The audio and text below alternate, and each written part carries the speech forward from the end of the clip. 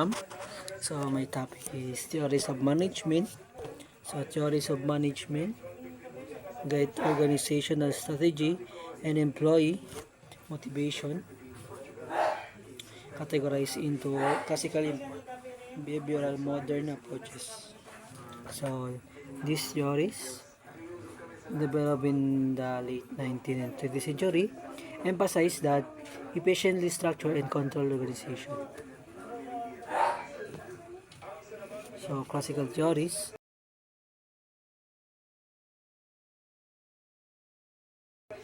So this concept, ma'am, this approach center upon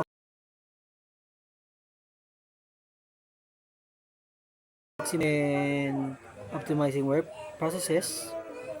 So it suggests also the employees. So administrative management and FIO defines the universal management principle. So this concept, ma'am, these theories concentrate on establishing universal principles of management. It defines essential management functions such as planning, organization, commanding, coordinating, and controlling. So, so bureaucratic management, Max Weber. So advocates a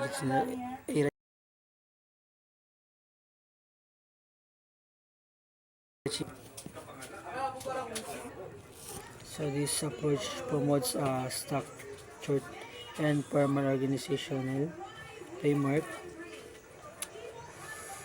It emphasizes also a clear hierarchy, strict roles, and distinct division of labor. So behavioral theories. So behavioral theories emerging the mid 2000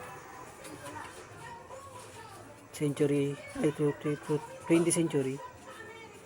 And this theory highlights the importance of human factors in the workplace.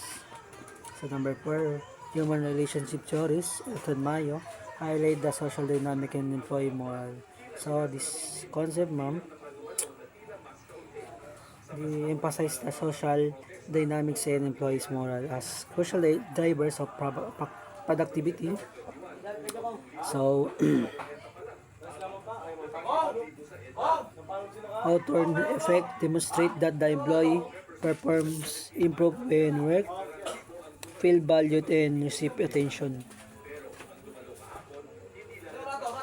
Modern theories developed in the later half of 20th century and beyond.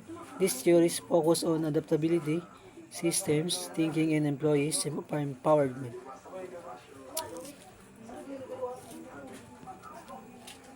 So, number 5, contingency theory argues management strategies must adapt to situational variables, internal and one size fits all management approach.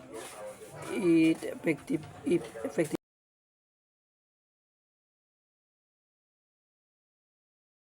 factors both internal or external to the organization.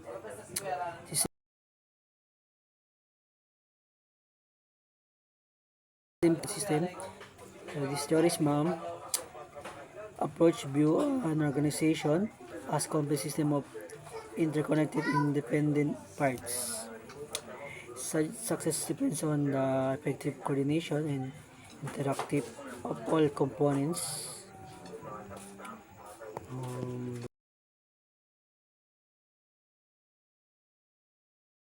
Peter Drucker collaborate goal setting with measurable. So these parts involve setting clear, measurable goals collaboratively. So performance is evaluated.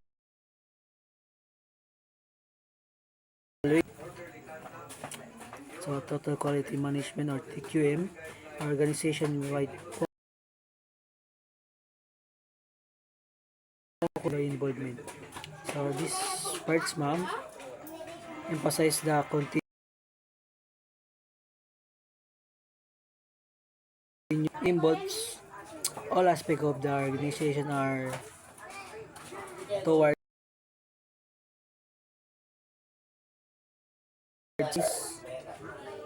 services. So that's all for my parts.